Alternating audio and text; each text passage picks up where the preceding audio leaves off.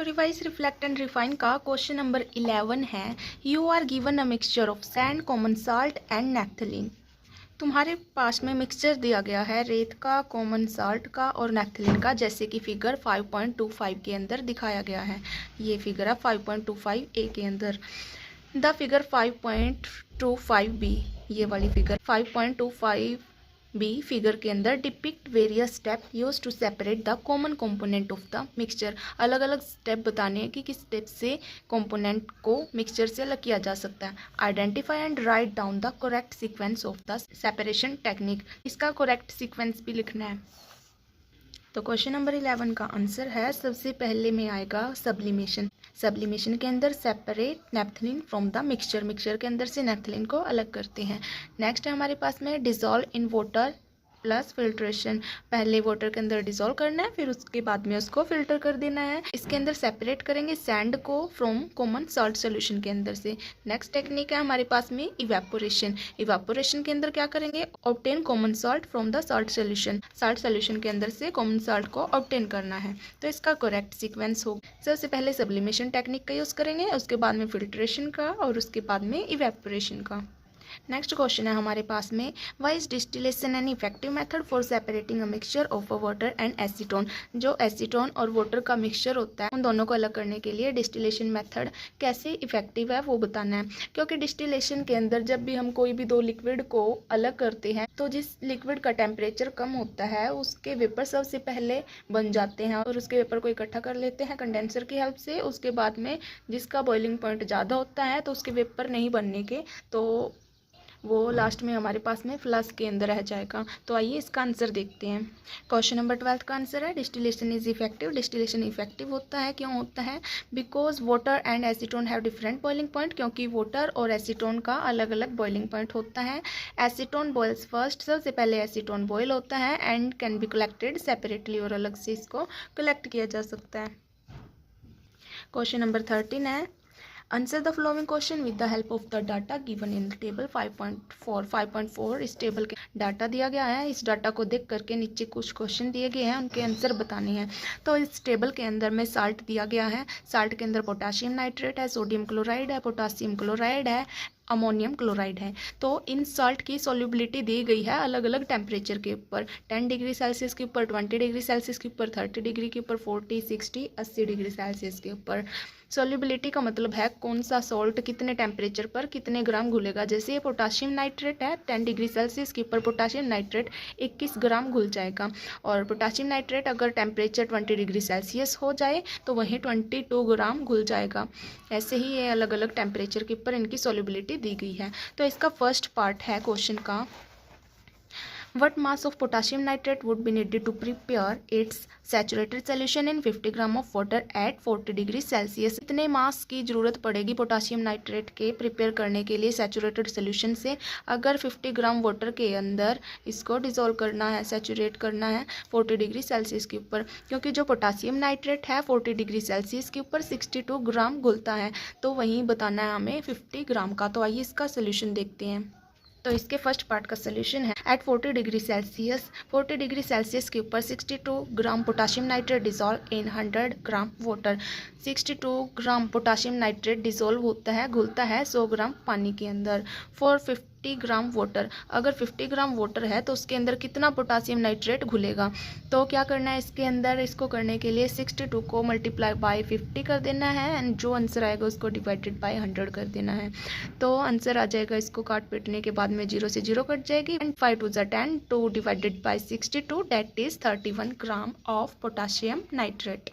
इसका second part है, a student makes a saturated solution of potassium chloride in water at 80 degree Celsius. एक student saturated solution बनाता है potassium chloride का 80 degree Celsius पानी के ऊपर and leaves the solution to cool at room temperature that is 25 degree Celsius. और solution को ऐसे ही छोड़ देता है ठंडा होने के लिए रूम टेम्परेचर के ऊपर, जो कि 25 डिग्री सेल्सियस होता है। What would see observe the solution cools, वो क्या चीज़ ऑब्जर्व करेगा जब सोल्यूशन ठंडा हो जाएगा, एक्सप्लेन करो। तो इसका आंसर है, some potassium chloride crystal will separate out कुछ पोटासियम क्लोराइड क्रिस्टल सेपरेट हो जाएंगे, अलग हो जाएंगे, because its solubility decrease on cooling. क्योंकि जब भी कोई सोल्यूशन को कूल किया जाता है तो उसकी सॉल्युबिलिटी डिक्रीज होती है, और जब भी किसी भी सब्सटेंस किसी भी सोल्यूशन की सॉल्युबिलिटी डिक्रीज होती है तो उसके क्रिस्टल बनते हैं। तो आइए इसका थर्ड पार्ट देख लेते हैं। इस क्वेश्चन का थर्ड पार्ट है, what is the effect of a change in temperature on solubility of a salt.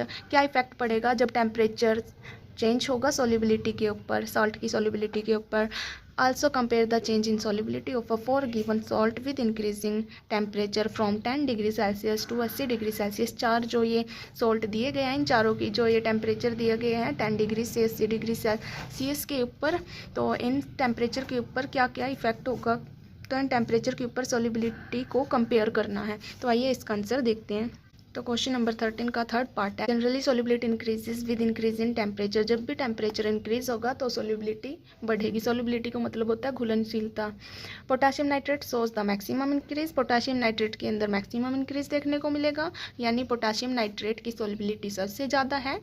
While sodium chloride shows very little change, जबकि सोडियम क्लोराइड के अंदर बहुत कम चेंज देखने को मिलेगा, यानी जो सोडियम क्लोराइड है टेबल के अंदर वो कम घुलता है as compare to potassium nitrate.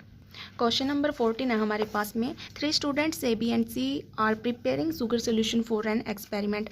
3 student हैं ए बी सी जिनके नाम दिए गए हैं, तो वो शुगर सोल्यूशन बनाते हैं एक्सपेरिमेंट के अंदर।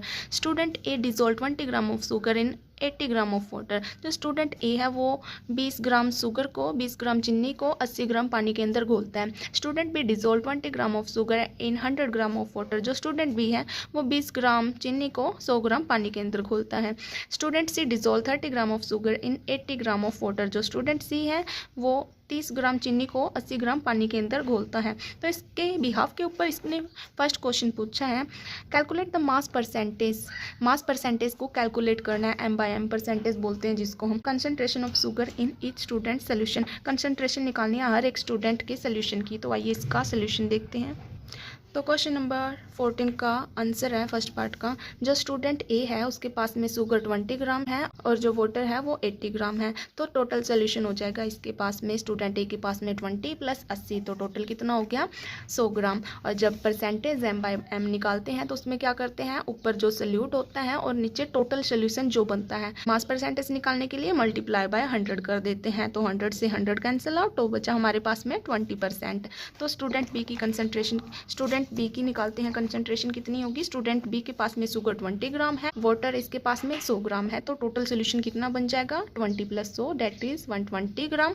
और परसेंटेज M/M कितनी होगी, पर सोल्यूट की क्वांटिटी नीचे टोटल वेट मल्टीप्लाई बाय 100, 10 से 10 कैंसिल आउट हो गई और ये 2 से कट जाएगा 12, 2 से काटने के बाद में यहाँ पे 5 आ जाएगा, 2 × 5 = 10, यहाँ पे 5 आ जाएगा, 5 × 20 कर देना है। उसके बाद में यहाँ पे जो 6 आया उसको डिवाइड कर देना है, डिवाइड करने के बाद में हमारे पास में आ जाएगा 16.7%।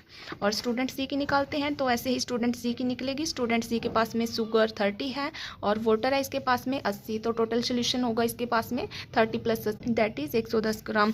और परसेंटेज M/M होगी ऊपर सोल्यूट की क्वांटिटी, नीचे जो टोटल वेट हो गया मल्टीप्लाई बाय 100, तो इसको सॉल्व करने के बाद में आ जाएगा 27.3%। तो इसके नेक्स्ट पार्ट का क्वेश्चन देखते हैं।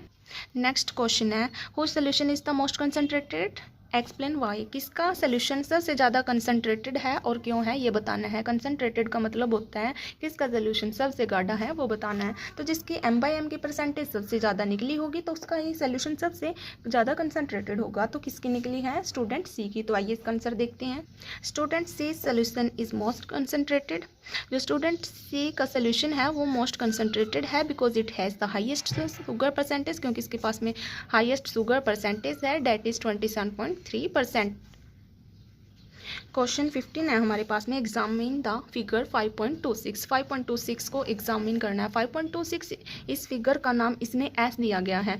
तो इस फिगर के अंदर है क्या चीज़ है, इस फिगर के अंदर राउंड बॉटम फ्लास्क है। राउंड बॉटम फ्लास्क के अंदर कोई सोल्यूशन डाल रखा है और राउंड बॉटम फ्लास्क को ट्राइपॉड स्टैंड के ऊपर रखा है जिसके नीचे बर्नर लगा रखा है जिसको हम हीट कर रहे हैं। तो जो ये राउंड बॉटम फ्लास्क है इसके अंदर से जो वेपर बनेगी, भाप बनेगी, उसको कंडेंसर की हेल्प से फ्लास्क के अंदर इकट्ठा कर लेंगे जिसके कारण हमारे पास में एक लिक्विड अलग हो जाएगा जिसका बॉइलिंग पॉइंट कम है। तो एक इस चीज़ का सेटअप है, इसके बिहाफ के ऊपर हम क्वेश्चन के आंसर देंगे।